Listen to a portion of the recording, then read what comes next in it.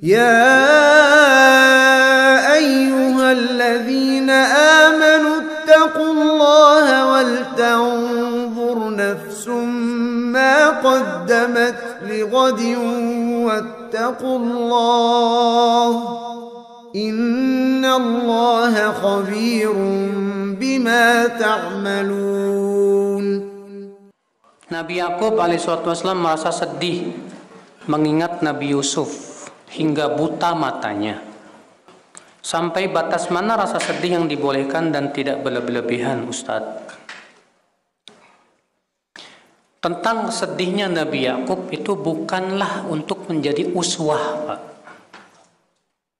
Bukan untuk dijadikan tauladan sehingga sedihnya berkepanjangan. Ya. Bahkan kata Ibnu Taimiyah, Allah tidak pernah menyuruh kita bersedih. Namun juga Allah tidak melarang kita untuk apa? Bersedih. Yang dilarang itu kalau kesedihan kita menimbulkan sikap-sikap yang menunjukkan seakan kita tidak ridho dengan ketentuan siapa? Allah. Dan sedih itu sendiri nggak ada manfaatnya, Pak. Bahkan seringkali menimbulkan mudarat. Orang yang panjang sedihnya akan menimbulkan banyak penyakit biasanya, Pak. Iya. Maka dari itu sebaik-baiknya adalah yang dilakukan oleh Rasulullah sallallahu alaihi wasallam. Uswah kita, qudwah kita adalah Rasulullah sallallahu alaihi wasallam. Rasulullah SAW meninggal anaknya yang bernama Ibrahim. Rasulullah sedih, iya, berlinang air matanya, betul. Tapi apakah Rasulullah terus dirundung kesedihan? Enggak. Ya, tawakal sama Allah. Dan ingatlah, ya, bahwasanya setiap orang yang kita cintai pasti akan meninggal dunia. Makanya malaikat Jibril berkata kepada Rasulullah, apa kata malaikat Jibril? Ya Muhammad, ahbib man syi'ta fa innaka mufariquh. Wahai Muhammad, cintai orang yang kamu cintai, silahkan. Sesungguhnya pasti kamu akan berpisah dengan dia. Pasti setiap orang yang kita cintai pasti ada perpisahan, Pak, ada, Pak. Ima dia yang meninggal duluan, meninggalkan kita, atau kita duluan yang meninggal. Iya. Makanya Ali bin Abi Thalib menyuruh supaya cinta kita kepada orang yang kita cinta itu jangan terlalu berlebihan, Pak. Supaya apa? Supaya ketika kita ditinggal meninggal pun kita tidak terlalu apa? Banget sedihnya sampai berlarut-larut bahkan terkadang. Ya. Kewajiban kita tawakal sama Allah. Tawakal sama Allah, serahkan semuanya kepada Allah Subhanahu wa taala. Karena kesedihan tidak sama sekali menjadi solusi. Kalau antum ditimpa musibah lalu sedih, apakah dengan sedih itu musibah hilang? Ya enggak. Kalau antum ditinggal meninggal anak, apakah dengan sedih anak bisa hidup lagi? Ya enggak. Jadi sedih ada manfaatnya? Enggak ada, Pak. Enggak ada manfaatnya sama sekali.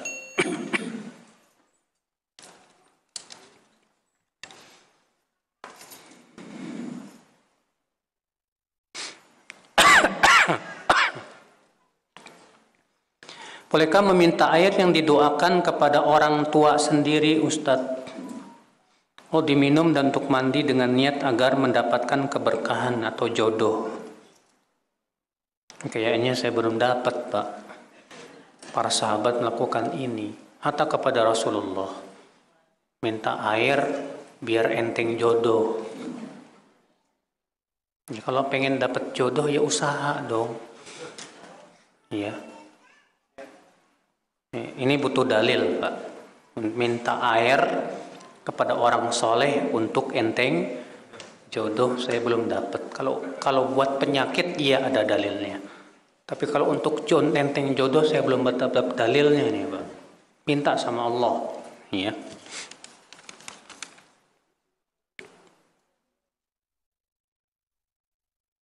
Ustadz, jika wanita haid setelah selesai haid di waktu masuk sholat asar Apakah salat zuhur harus diqadha? Ikhtilaf para ulama, Pak. Kalau wanita haid selesai haidnya itu di waktu asar, apakah dia mengqadha juga waktu zuhur? Jumhur mengatakan iya.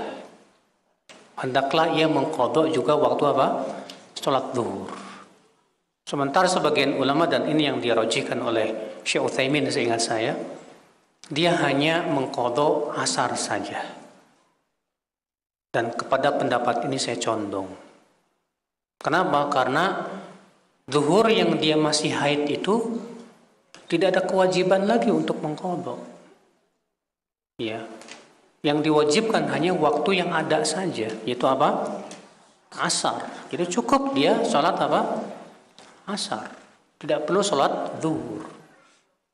Demikian pula kalau si wanita baru selesai haid mendekati subuh. Misalnya selesai haidnya jam berapa? Jam 3 malam. Sudah selesai. Apakah dia wajib mengqadha maghrib dan isya? Enggak perlu. Kenapa? Karena isya-nya saja sudah selesai. Waktu isya itu sampai pertengahan malam, Pak. Waktu isya itu hanya sampai pertengahan. Jam 3 itu bukan waktu sholat apapun juga. Ya, maka pada waktu itu, ya, pendapat yang saya condong kepadanya tidak perlu dia melakukan sholat apapun kalau memang baru haidnya selesai jam 3. Cukup dia setelah masuk subuh baru sholat subuh.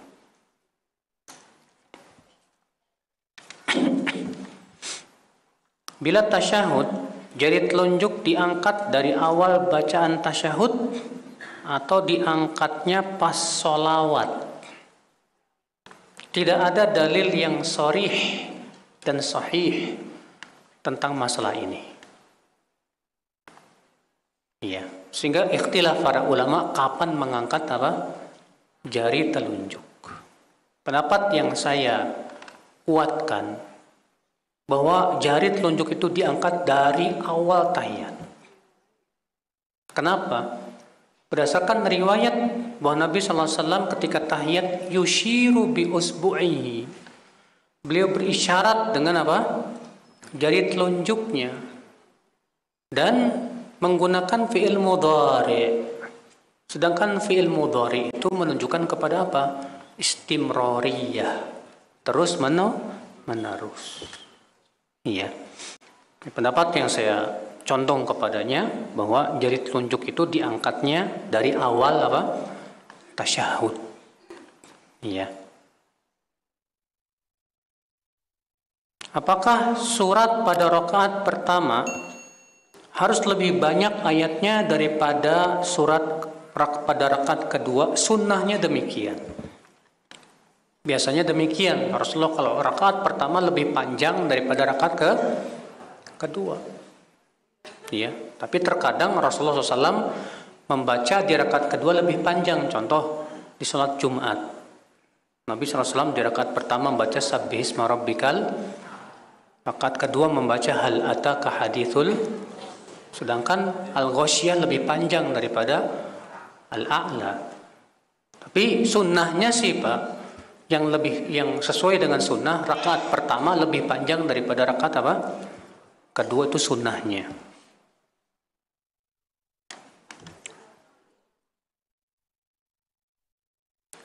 Saya safar, saya sholatnya di jamak. Bagaimana cara zikirnya, Ustadz? Waktu saya surat zuhur saya zikir, atau setelah menjamak. Kalau jamak itu artinya mengumpulkan dua apa? Kalau safar dianjurkan jamak qasar, Pak. Kalau kita sedang safar dalam perjalanan, ya. Nah, zikirnya bagaimana? Boleh, kan sunnahnya kan disebutkan dalam riwayat yang sahih itu, Nabi ya sholat zuhur.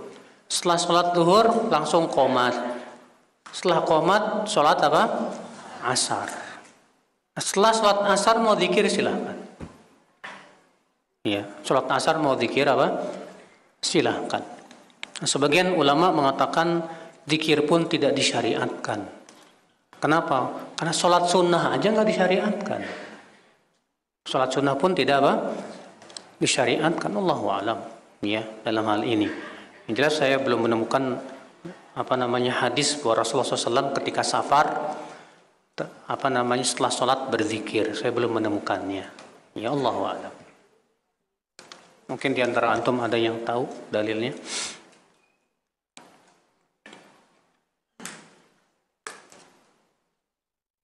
Bolehkah kita menerima hadiah makanan dan uang dari orang yang kerjanya haram?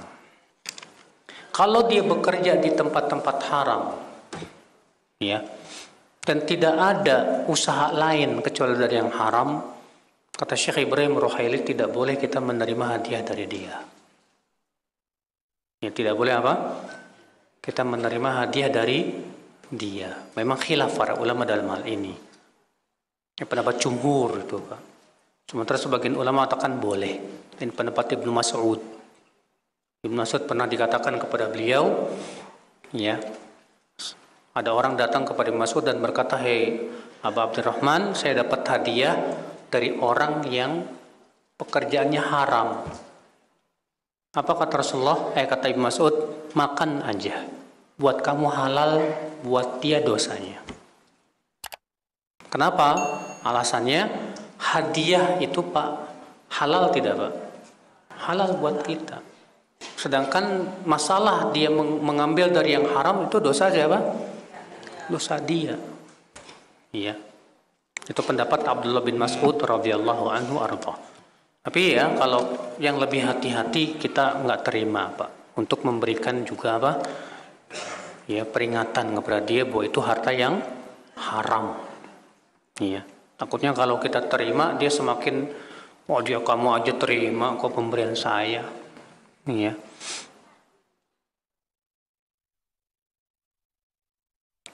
Tadi disebutkan mahar boleh hafalan Al-Quran untuk syarat sah nikah. Ini kalau sudah tidak punya apa? Harta. Bukan ujug-ujug, Pak. Iya. Maharnya ini aja ya, hafalan Quran, bukan. Makanya Nabi SAW kan menyuruh dulu apa? Menyuruh dulu cari harta. Iltamis walau khataman min hadid, cari walaupun cincin besi. Setelah nggak ada lagi, nggak ada apa-apa lagi, baru Nabi nanya, ya, apa saja surat yang sudah kamu hafal dan pelajari? Surat ini, surat ini, surat ini, surat ini. Baru. Ya. Jadi jangan ujuk-ujuk, tetap mahar itu harus berupa apa? Harta, harus.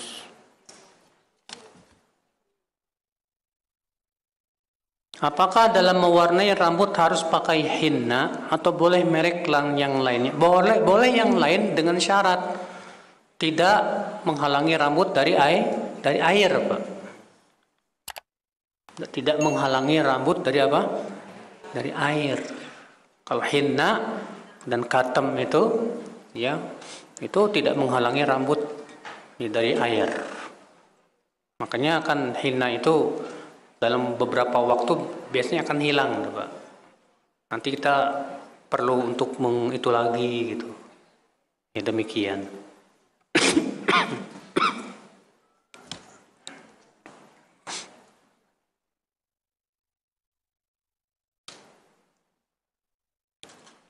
Anak yatim dikasih santunan itu sampai umur berapa ya Ustadz? Perlu kita ketahui, disebut anak yatim itu kalau belum balik. Kalau udah balik mau bukan anak yatim, Mbak. Iya. Ingat, kalau misalnya udah balik anak yatim, kebanyakan antum yatim semua nih. Udah tua yatim. Ya nggak bisa lah.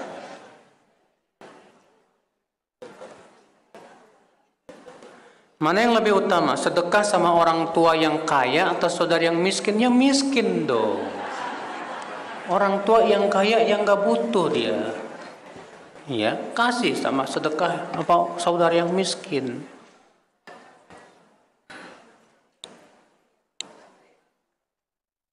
Ada saudara yang punya anak laki-laki, mampu anaknya itu.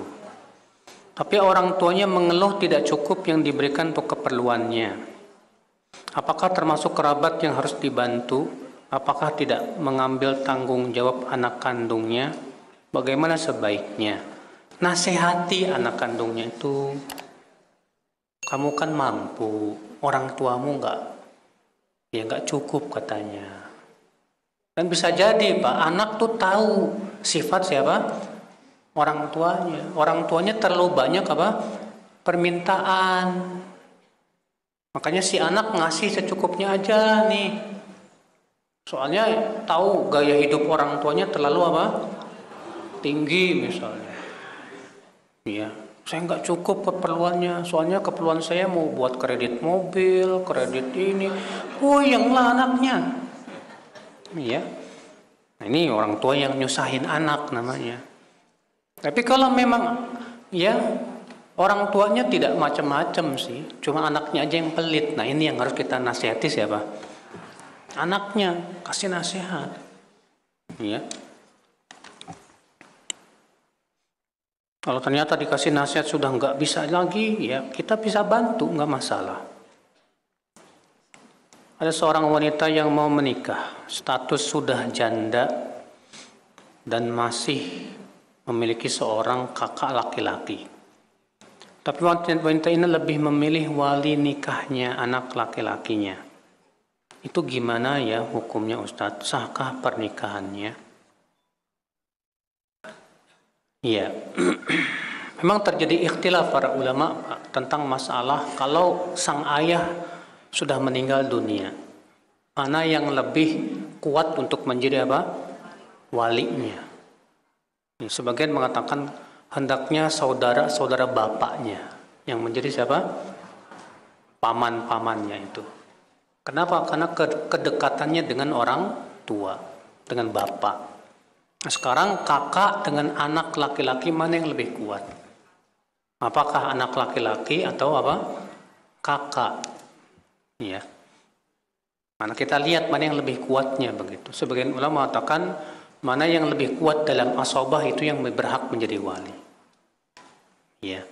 Anak laki-laki lebih kuat daripada Sebagian mengatakan tidak demikian. Allahu a'lam, ini masalah khilafiyah. Yang jelas kalaupun ia nikah dengan wali anak laki-lakinya sah insyaallah.